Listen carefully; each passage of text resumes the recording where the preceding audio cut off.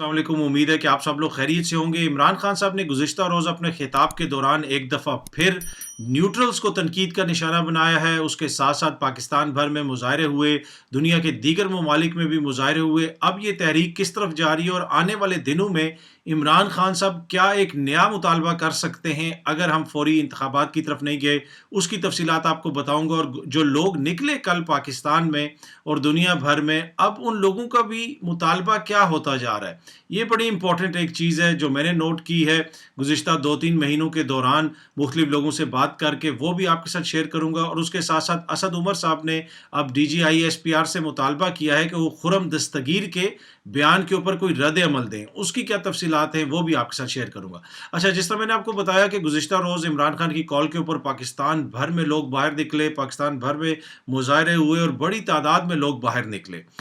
उसमें हमने ये भी देखा कि मुख्तलिफ़ किस्म के लोगों ने प्ले कार्ड्स वगैरह उठाए हुए थे, बैनर्स उठाए हुए थे, मुख्तलिफ़ लोगों को, इदारों को वो एक तरह से तनकीद का निशाना बना रहे थे। और इमरान खान साहब ने भी अपनी तकरीर के दौरान एक दफ़ा फिर न्यूट्रल्स को जो है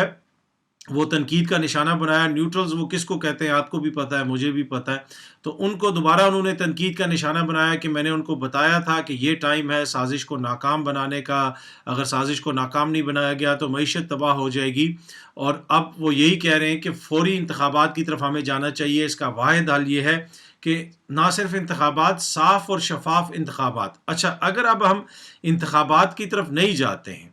तो फिर उसका क्या नतीजा निकल सकता है आने वाले दिनों में। जिस तरह आपने देखा कि इमरान खान साहब अब बहुत ज़्यादा फ्रीक्वेंटली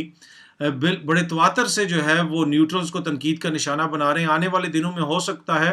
कि वो शख्सियत का नाम भी लेना शुरू हो जाएं कि इस शख्सियत को बताया था कि जनाब आपने ये इस साजिश को नाकाम बनाएं। और उनका मुतालबा, फिर जो तहकीकात का मुतालबा है अभी, जिस तरह वो कह रहे हैं कि जनाब इस हवाले से तहकीकात होनी चाहिए, सुप्रीम कोर्ट इस हवाले से तहकीकात करे। लेकिन अगर फौरी इंतखाबात हो जाते हैं, साफ़ और शफाफ इलेक्शंस हो जाते हैं, उसमें कोई भी जीतता है, तो मेरे ख्याल में खान साहब जो है इस मुतालबे से पीछे भी हट सकते हैं।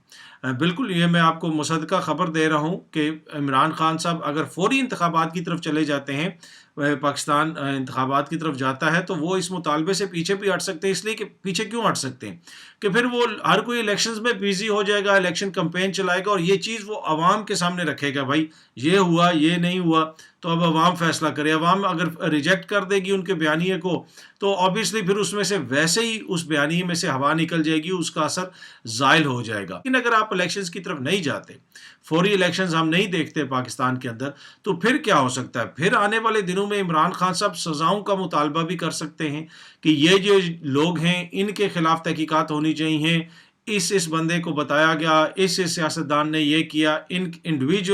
इन लोगों के खिलाफ तहकीकात हों और तहकीकात करके फिर इनको सज़ाएं दी जाएं। अगर ये चीज़ डिले हो जाती है तो फिर ये पक्का उनका हो जाएगा कि चाहे वो 10 साल बाद भी इक़्तिदार में आएंगे, ये जो शख्सियात हैं इनका जो किरदार है इस सारी साजिश में, कोई जो मीर जाफ़र है, जो मीर सादिक है, जिसको भी वो कहते हैं, जो उनके सियासी हरीफ हैं, वो फिर ये मुतालबा करेंगे कि इनको सज़ाएं हों। अगर कोई चीज़ सामने आती है तो इनको सज़ाएं मिलनी चाहिए। तो इस तरफ हम जा सकते हैं और आने वाले दिनों में आप देखेंगे अगर इंतखाबात नहीं हुए तो खान साहब ये मुतालबा करेंगे।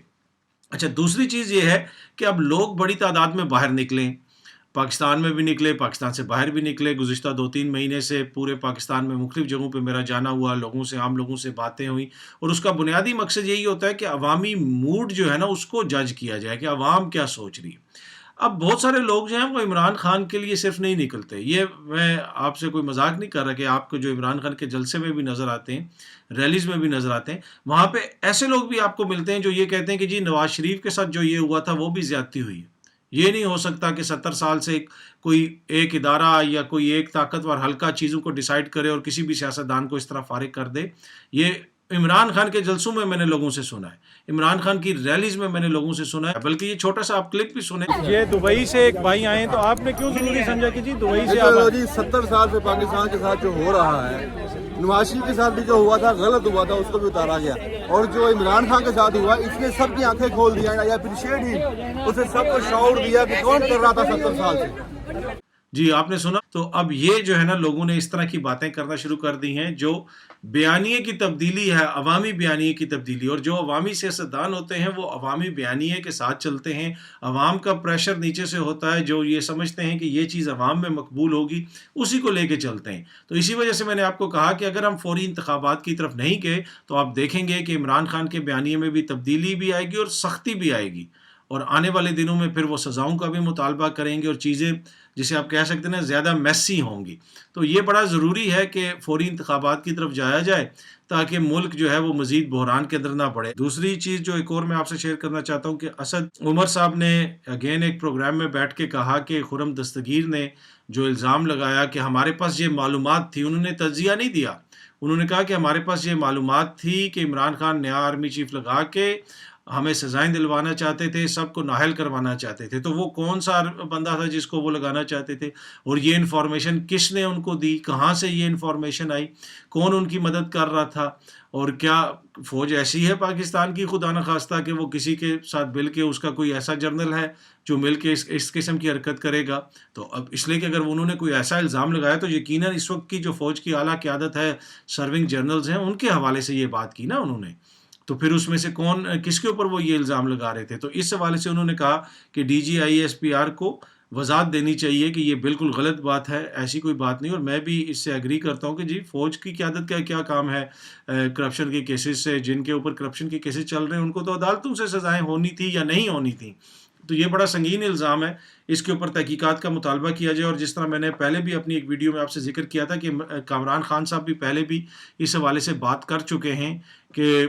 کچھ ایک جماعت کو تحفظات ہیں نئے آرمی چیف کی تعیناتی کے حوالے سے۔ بھائی آپ کو کس چیز کے تحفظات ہیں؟ اور آپ کو یاد ہوگا کہ عمران خان کی حکومت کے خاتمے سے پہلے کامران خان نے ایک ویڈیو کے اندر کہا تھا کہ نئے آرمی چیف کے جو بھی تعیناتی ہونی ہے ایک جماعت کے تحفظات ہیں اور اس کو دیکھنا چاہیے خان صاحب کو، اور یہ اور وہ۔ تو اب پھر یہ خرم دستگیر کا یہ بیان آنا اور پھر یہ کہنا کہ جی ہمارے پاس انفارمیشن تھی، کو کس کی انفارمیشن تھی، کس نے آپ کو انفارمیشن دی؟ تو اس حوالے سے اب انہوں نے مطالبہ کیا ہے کہ آئی ایس پی آر اس پہ وضاحت کرے اور بتائے۔ اب وہ کرتے ہیں یا نہیں کرتے یہ تو ان کی مرضی ہے، لیکن اگین جس طرح میں نے آپ کو کہا کہ جو یہ سیاسی بحران بڑھے گا آپ کو لگے گا چیزیں جو ہیں وہ ادارے بھی اس سے متاثر ہوں گے، بحث اداروں کی طرف جاتی ہے، اور جو اس وقت صورتحال ہے وہ آپ کے سامنے بھی اور میرے سامنے بھی، اور خان صاحب اب جسے آپ کہتے ہیں نا تسلسل سے اور تواتر سے نیوٹرلز کو تنقید کا نشانہ بنا رہے ہیں، وہ بھی آپ کے سامنے ہے۔ تو آنے والے دنوں میں مزید چیزیں سامنے آئیں گی، خان صاحب کو مختلف پیغامات وغیرہ بھی بھجوائے گئے ہیں، لیکن واحد حل وہ یہی بتا رہے ہیں کہ جناب صاف اور شفاف الیکشن ہو جائیں۔ اگر صاف اور شفاف الیکشن نہیں ہوں گے، چیزیں اسی طرح چلتی رہیں گی، تو پھر وہ سزاؤں کا مطالبہ کریں گے، پھر وہ ایک بڑے کمیشن بنانے کا مطالبہ کریں گے، پھر وہ کہیں گے کہ یہ قومی مجرم ہے، یہ قومی مجرم ہے، وہ قومی مجرم ہے، اس کے خلاف تحقیقات ہوں، تو چیزیں مزید بحران کی طرف جائیں گی، اور میرے خیال میں پولرائزیشن بڑھے گی اور اس سے پاکستان کا نقصان ہوگا۔ بنیادی طور پہ ہر کسی کا یہی مقصد ہے کہ پاکستان کے لیے بہتری ہو، تو اگر پاکستان کی بہتری سب چاہتے ہیں تو پھر ساری سیاسی جماعتوں کو بیٹھ کے اس کا کوئی سیاسی حل نکالنا پڑے گا، اداروں کو بیچ میں نہیں اس میں ملوث کرنا چاہیے۔ ادارے کمزور ہوتے ہیں تو پاکستان کمزور ہوتا ہے، ہمیشہ سے میں یہ آپ سے کہتا ہوں۔ پر اینی وے یہ ہے جی صورتحال۔ گزشتہ روز جو احتجاج تھا اب اس میں ایک نیا رنگ آتا جا رہا ہے، ایک نئی